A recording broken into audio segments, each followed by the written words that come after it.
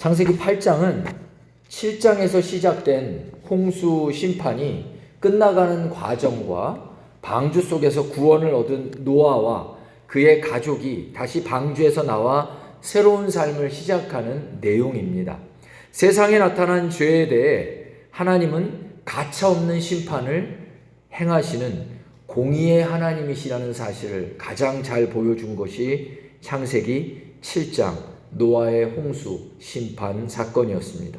하나님을 거역하는 이 세상의 죄는 그냥 없어지지 않습니다.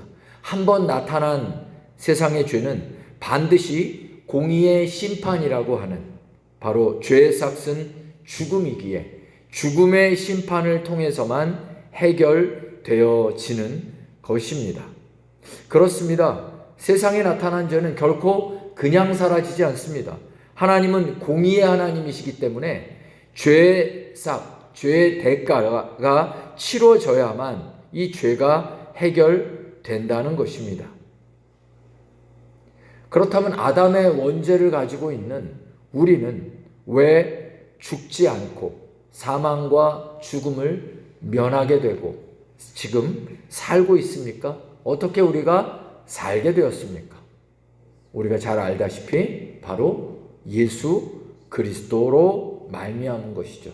우리가 받아야 될 죄의 대가를 예수님께서 대신 받으시고 십자가에서 죽어 주셔서 그 죄의 대가를 치르셨기 때문입니다. 반드시 기억하십시오. 이 세상의 죄는 그냥 없어지지 않습니다. 이 죄가 얼마나 하나님 앞에 끔찍하고 지독한 것인지 하나님의 아들이 죽어야만 이 죄가 해결되는 역사를 진행하셨다는 거예요. 그래, 옛다. 오늘 기분이다. 내가 전능하니까 너희들 죄 없는 걸로 쳐줄게. 이게 안 된다니까요. 하나님은 공의의 하나님이시기 때문에 죄가 없는 걸로 쳐줄 수가 없어요. 죄가 이 세상에 나타나면, 죄가 발현되면 그냥 없어질 수가 없는 것입니다. 죽음을 대가를 치러야 돼요. 그래서 하나님께서 이 세상의 모든 사람들의 이 죄의 대가를 하나님의 아들 예수 그리스도를 죽이심으로 해결하셨다는 거예요. 하나님의 아들이 찢겨져서 피 흘리고 죽어야만 겨우 해결되는 문제가 죄입니다. 그러니 얼마나 무서운 것입니까? 얼마나 끔찍한 것입니까?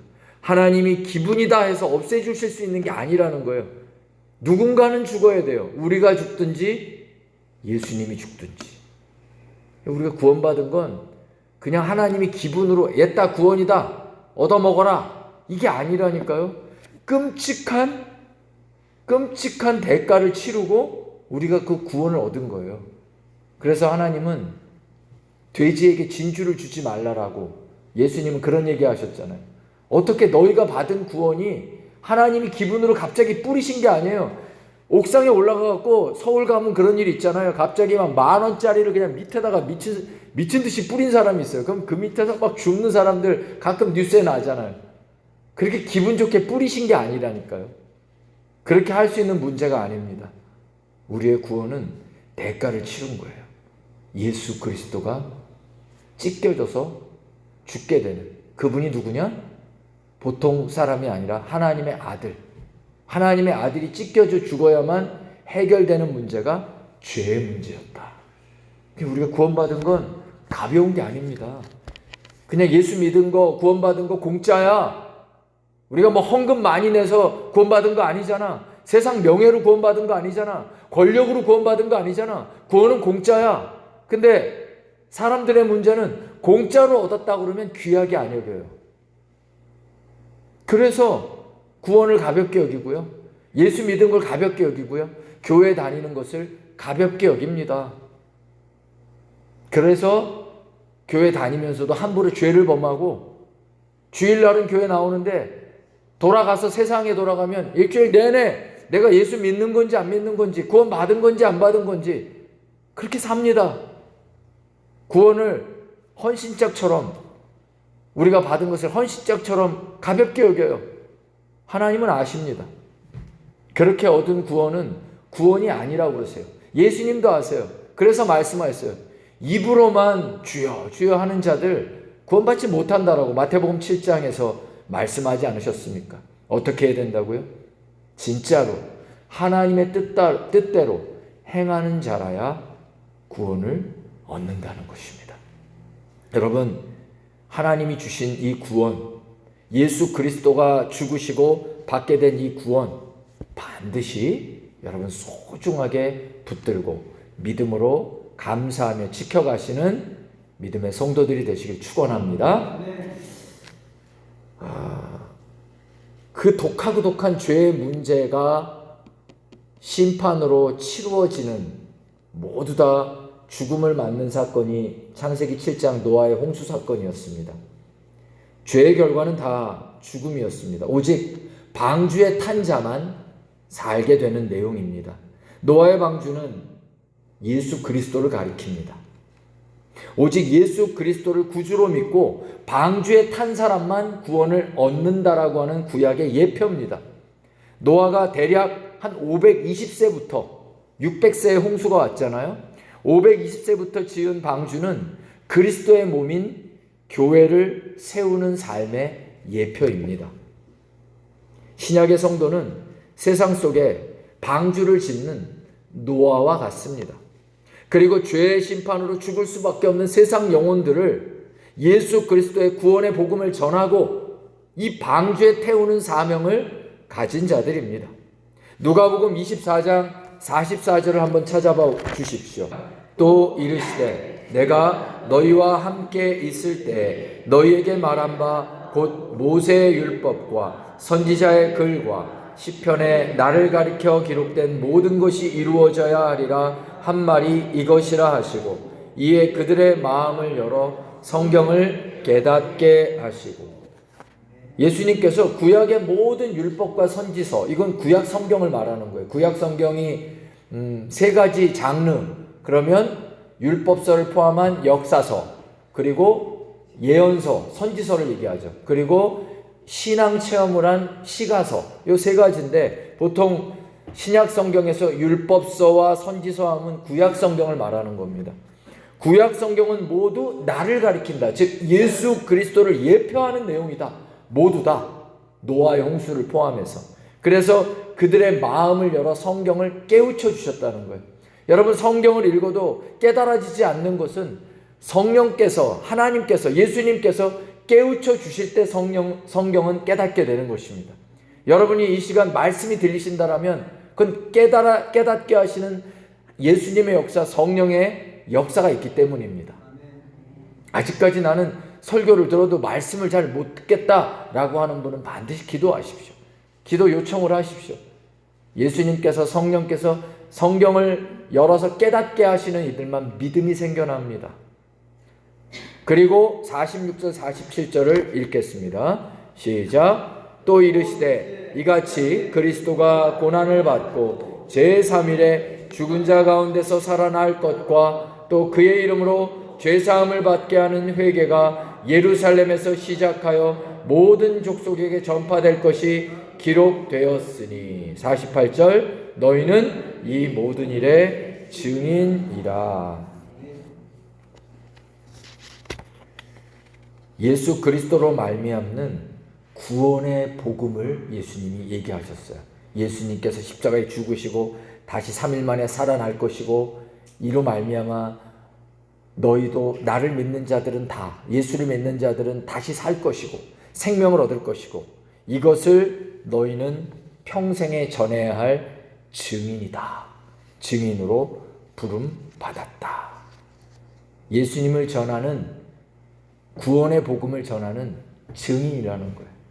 노아의 방주에 사람을 태우기 위해 우리는 평생에 이 방주를 짓는 자들, 교회를 온전히 세우는 자로 부름받았고, 그 방주에 사람을 태우는 복음의 증인으로 우리는 부름을 받았다라고 누가복음 마지막 말씀이 바로 이것입니다.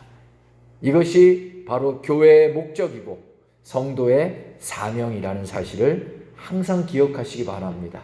여러분, 구원의 방주에 여러분의 가족, 믿지 않는 가족들, 자녀들, 또 세상 영혼들을 온전히 태워서 함께 구원받고 천국 가는 은혜와 축복이 우리에게 넘치기를 우리 스스로 하나님 앞에 기도하고 또 축복합니다. 8장 1절을 보시면 이렇게 써 있습니다. 하나님이 노아와 방주 안에 타고 있는 모든 짐승과 가축을 기억하사 이렇게 써 있습니다. 이건 히브리어로 자카르라고 하는 원어의 번역입니다. 새긴다 이런 뜻입니다. 마음에 새긴다. 잊고 있다가 갑자기 생각한다는 것이 아니라 항상 마음속 깊이 새기고 있는 상태입니다. 누가요? 하나님께서 노아와 그 방주 속에 탄 사람들과 생물들을 갑자기 그래 이게 아니라 계속 마음에 새기고 품고 계셨다라는 거예요. 시편 25편 7절에 보면 하나님께 기도드릴 때 주의 인자하심을 따라 나를 기억하소서 이렇게 말할 때 여기 잊지 마시고 나를 살피소서라고 하는 이 단어와 같습니다. 죄악된 세상을 심판하시는 불같은 진노의 그 노아의 홍수 자리에서도 하나님은 노아와 그의 가족들은 깊이 생각하셨고 사랑과 긍휼로 그들을 마음에 품고 계셨다라는 거예요. 삶의 폭풍 중에도 하나님을 섬기는 그의 백성들, 하나님을 생각하고 하나님을 의지하고 예수 그리스도로 말미암아 구원받은 그의 백성들을 그 심중에 새기고 계신 줄로 믿습니다. 아멘. 인생의 폭풍 속에서 우리는 혼자가 아닌 것을 항상 기억하십시오. 온 세상이 심판받고 있는 그 폭우와 그 폭풍 속에서 하나님은 구원받을 그의 백성들을 생각하고 마음에 품고 계신다는 거예요. 우리도 그렇습니다. 이 세상에서 인생의 폭풍을 만날 때가 있습니다. 그때 하나님은 당신의 백성, 하나님을 갈망하고 하나님을 예배하는 그 백성 속에서 그 백성들을 기억하시고 품고 계시다는 거예요. 시편 16편 1절에 하나님이여 나를 보호하소서 내가 주께 피하나이다. 하나님 안에 거하는 자, 주께 피하는 자는 세상의 폭풍과 홍수 속에서도 안전한 줄로 믿습니다. 나의 힘이 되신 여호와여 내가 주를 사랑하나이다. 여호와는 나의 반석이시요 나의 요새시요 나를 건지시는 자시요 나의 피할 바위시요 나의 방패시요 나의 구원의 뿌리시요 나의 산성이로다. 시편 18편 다윗의 고백은 그냥 했던 고백이 아니죠. 고난 중에 있던 다윗은 항상 하나님께 믿음으로 나의 요새와 방패가 되어신 주님께 감사했습니다. 그리고 그걸 믿었습니다. 매일 아침 시편 18편 나의 힘이 되신 여호와여 내가 주를 사랑하나이다 라고 고백했던 다윗의 고백이 여러분의 고백이 되시고 풍랑이는 세상에서도 우리와 우리 가정을 생각하시고 지켜주시고 품어주시는 그런 하나님의 동행하심의 역사가 여러분에게 넘치시기를 축원드립니다. 1절에서 노아의 가족들을 기억하신 하나님께서는 바람으로 땅 위에 불게 하셨다 이렇게 써 있습니다. 그리고 물이 줄어들게 하셨습니다. 홍수가 난 이후에 이 지구 위에 이 땅 위에 물이 저절로 줄어든 게 아니라는 거예요. 자연현상이 아니라 하나님께서 바람이 불게 하셔서 물이 줄어들게 했다는 것을 기억하십시오. 노아가 요청한 것도 아닙니다. 하나님께서 노아를 기억하시고 바람을 불게 하셨다는 거예요. 하나님께서 이 밤에 하나님 앞에 서 있는 여러분의 가정과 자녀들의 생애 속에 여러분의 인생 속에 구원의 바람이 불게 하실 줄로 믿습니다. 하나님이 구원의 바람을 후 하고 불어주시면요 물이 줄어드는 것입니다. 여러분의 인생을 가득가득 잠식했던 고난의 물들이 다 줄어들게 하시는 하나님의 역사, 우리가 요청한 게 아니에요. 하나님의 때를 기다리십시오. 주님은 하나님의 때에 그 바람을 하고 불어서 다 마르게 하시는 줄로 믿습니다.